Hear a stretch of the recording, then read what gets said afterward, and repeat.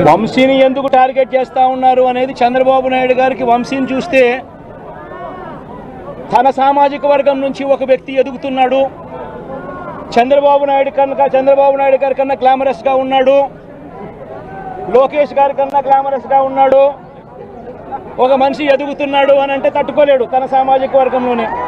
అందుకనే కొడాలి నాని చూసినా ఆ మనిషికి జీర్ణించుకోలేని ఆక్రోశము, వంశీని చూసినా కూడా జీర్ణించుకోలేని ఆక్రోశము.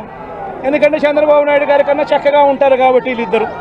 అవినాష్ కూడా పాపం ఎప్పుడో ఒకసారి టార్గెట్ అవుతాడు, ఎందుకంటే లోకేష్ కన్నా చక్కగా ఉన్నాడు కాబట్టి.